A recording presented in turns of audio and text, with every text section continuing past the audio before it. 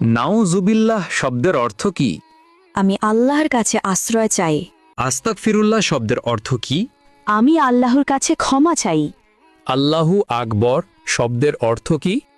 আল্লাহ মহান বা আল্লাহ সর্বশ্রেষ্ঠ। মাশা আল্লাহ শব্দের অর্থ কি? আল্লাহ যেমনটি চেয়েছেন। জাযাকাল্লাহ শব্দের অর্থ কি?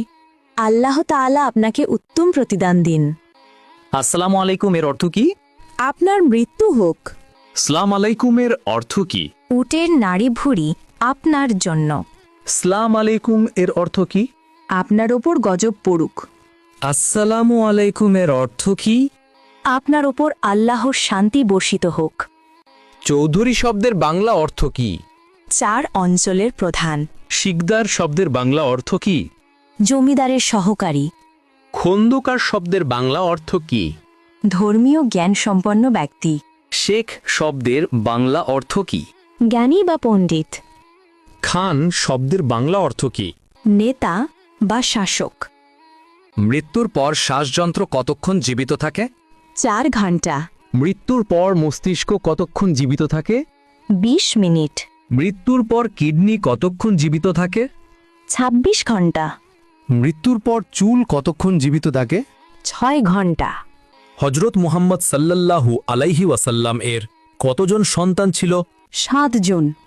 জাকারিয়া আলাইহিসসালামের কতজন সন্তান ছিল? 4 জন। দাউদ আলাইহিসসালামের কতজন সন্তান ছিল? 4 জন। সুলাইমান আলাইহিসসালাম এর কতজন সন্তান ছিল? 4 জন।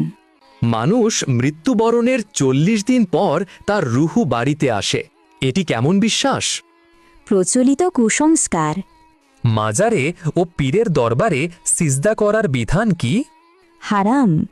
বান্দার কোন আমলে আল্লাহ তাআলা সবচেয়ে বেশি খুশি হয়? তওবা করা। একজন মুসলিমের ওপর সর্বপ্রথম ওয়াজিব কি? তাগুতকে অস্বীকার করা। আল্লাহুম্মা গফিরলি শব্দের বাংলা অর্থ কি? হে আল্লাহ, আমাকে ক্ষমা করুন। ওয়ারহামনি শব্দের বাংলা অর্থ কি? আমার প্রতি দয়া করুন। ওয়াহদিনী শব্দের বাংলা অর্থ কি? আমাকে সঠিক পথ দেখান। ওয়া আফিনী শব্দের বাংলা অর্থ কি? আমাকে সুস্থতা দান করুন। ওয়ারজুগনি শব্দের বাংলা অর্থ কি? আমাকে রিজিক দান করুন।